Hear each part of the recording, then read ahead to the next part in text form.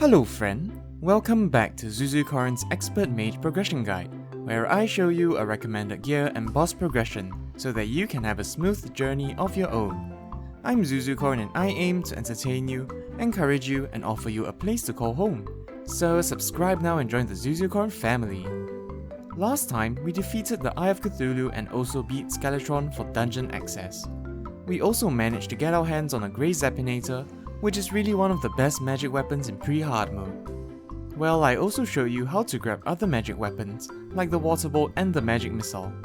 Today, we'll be setting up our world for hard mode and get ourselves ready for the Wall of Flesh fight. To start off, I'll show you the Queen Bee. You can get the Bgun from her, which is pretty decent for the Wall of Flesh due to its homing properties.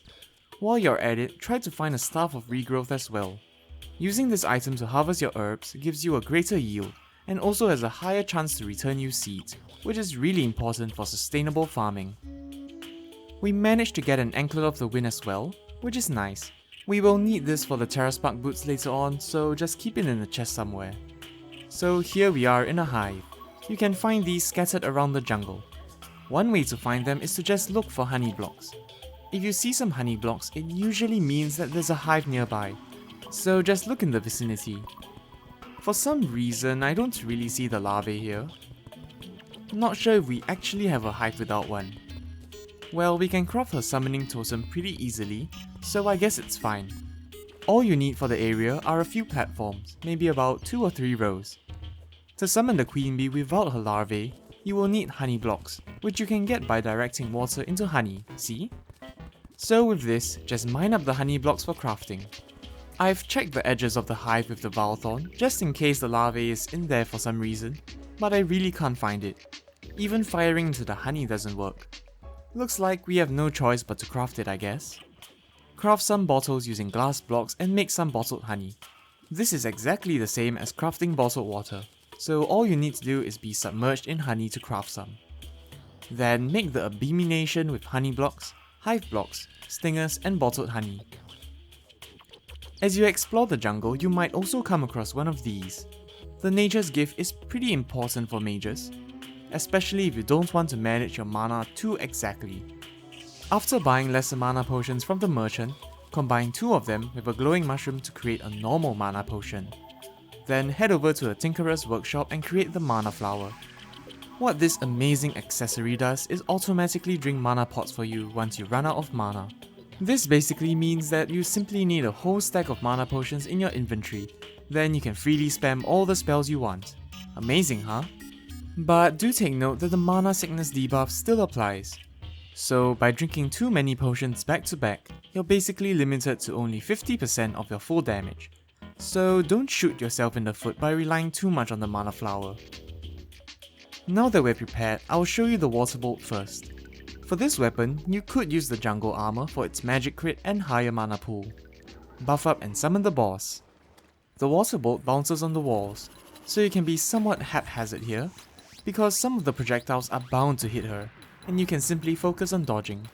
However, do keep in mind that doing things this way leads to lower damage output overall. While she's dashing, you just need to switch platforms. It's a good idea to shoot the water bolt horizontally as well, to ensure that they hit. When the Queen Bee pauses to shoot stingers at you and summon smaller bees, just focus all of it into the tiny pocket. I'm not really a fan of the water bolt given how slow it is, but it's definitely reliable. Eventually, the Queen Bee will perish and you can claim your sweet loot.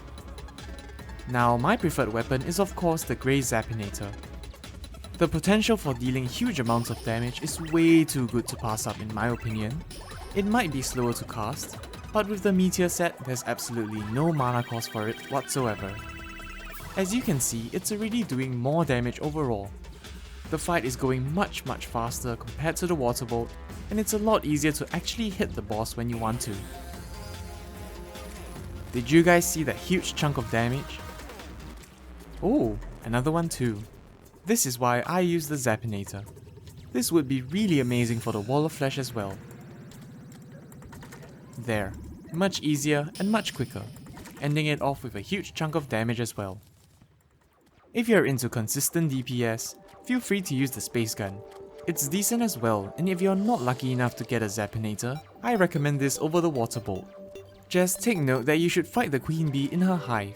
If you fight her above ground or try to escape using a recall, you're in for a bad time. Firstly, if she's not in her hive, she's basically going to be on steroids. She summons a whole column of bees at once, and her stingers become rapid fire. Plus, the dashes become way too difficult to dodge. When you escape using a recall potion, she also flies all the way back to base, so just accept your fate and just die. Anyway, with all that done, we can now open our treasure bags. As I mentioned, all we want is the Bgun, but even that is optional in the grand scheme of things. Alright, we got our Bgun in our third bag, so that's nice. What this weapon does is summon bees using mana, and these bees home in on the enemy, dealing a pretty good amount of damage. The next thing I recommend doing is to finish up your pylon network all over the world. I'll start by building a town in the desert next to the dungeon. So setting up a pylon there will allow you to easily teleport and access the dungeon whenever you want. It's a really convenient thing to do. I won't be building two nice houses because I don't really have much motivation for that. So box houses with one material it is. There, seems about alright for now. Just got to fill in the rest of the walls. There, desert town completed. I'll show you how to easily get the NPCs to sell you the pylon later. Next, I'm going to set up an ocean pylon here, even though we don't really need one. We found a shell that teleports us to the ocean, but I'll just build it anyway for now. With the corruption right next to this ocean, it will probably get corrupted anyway. There, 2 houses done. Let's finish up this one. Alright, there. Now, to easily get a pylon, all you need to do is put the mechanic and the goblin tinkerer together. They like each other quite a bit, and well, more than friends actually. So putting them together almost always guarantees a pylon sale. We have another travelling merchant here today, but nothing much. Another Zappinator though, so that's nice. Ooh, we have the Clothier now. This is great. If you didn't know, I'm a big fan of no vanity vanity. In other words, I like the familiar set. The Clothier sells these and they simply remove the look of any armor you're wearing. So there, finally get to look at myself again. I'll hide my accessories as well, so all natural. I mean, I guess we could use the magic hat from the travelling merchant, since we are a magic man after all, but maybe later. The next thing I want to do today is to create our hellevator. This is really simple to do. Just buy 2 stacks of dynamite from the demolitionist, then find a nice area to build it. I'm going to make mine over here, since the corruption is right there and I don't think I want it to be a bother later on. When I say build a hellevator, I kind of just mean to blow a hole through the world. But be careful though, dynamite is pretty potent and you can blow yourself up pretty easily as well. I've got a patch of corruption here, so I'll make some sticky dynamite using gel to get rid of it. It's really not too necessary to take such precautions if you rush through hard mode. But because I'm going to show you the different weapons and all that, my world will probably get more corrupted than yours from all the time it takes to get them all. We managed to find the spider biome as well, which is nice. This is where we can get one of our first hard mode magic weapons, so if you find one, just take note of where it is. Here we are, more than halfway through the world. Let's claim our loot from this dead man's chest. Totally did not get killed by this. We've also hit a whole bunch of lava here. Luckily there's water to make obsidian too. Mine the obsidian. We'll need a decent amount of it for later. Try getting about 50 if you can. I'm lazy, so I'll just throw a whole bunch of bombs to open a path. I'm almost at the bottom of the world already. I recommend building your cavern pylon right here, just above the Underworld. This will allow you to teleport here instantly whenever you need something from the Underworld. There is no need to fall all the way down your hellevator. So you might be thinking, wasn't that all a waste?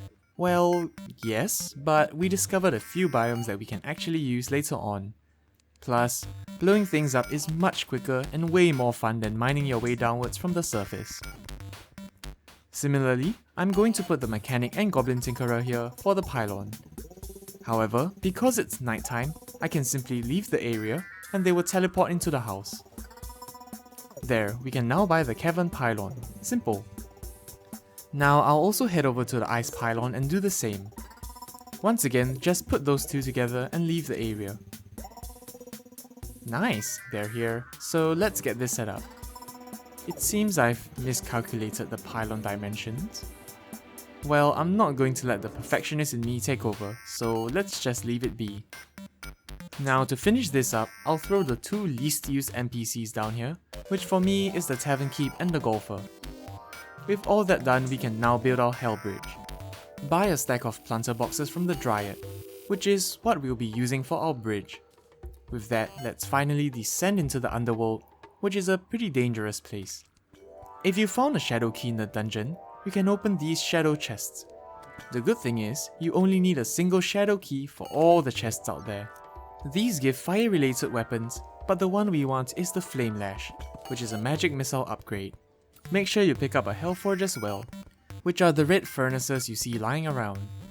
You need to be careful of the lava slimes because in expert mode they actually release some lava when they die, which is kind of a pain. Just be careful of these demons as well. They are somewhat tough and pretty dangerous. So just grab your planter boxes and build a long path across the world.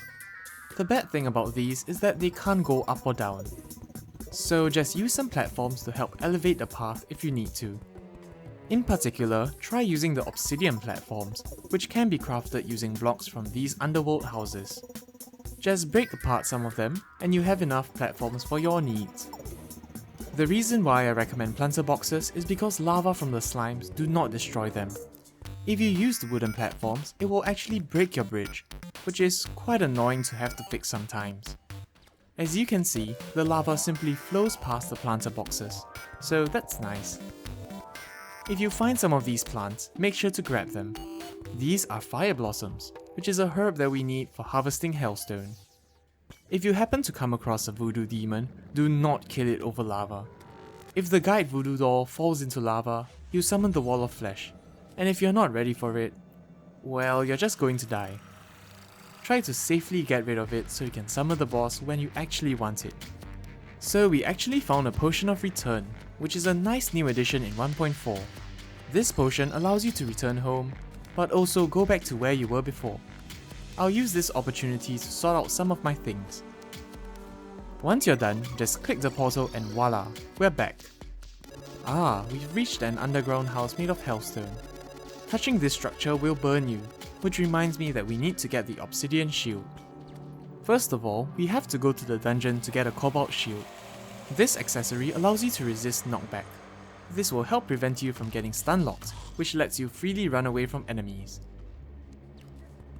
Well, we managed to find one right away, so that's great. Now craft the obsidian skull using 25 obsidian. Head over to a tinkerer's workshop and combine the shield and the skull into the obsidian shield.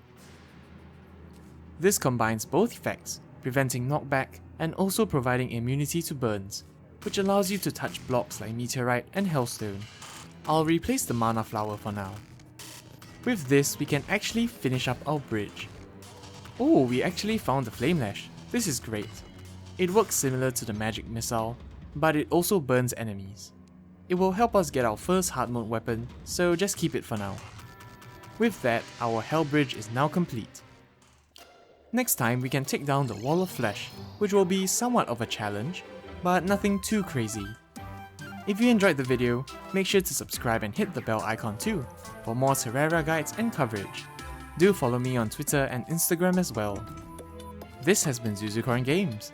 Have a nice day, and have a great week ahead. Bye bye!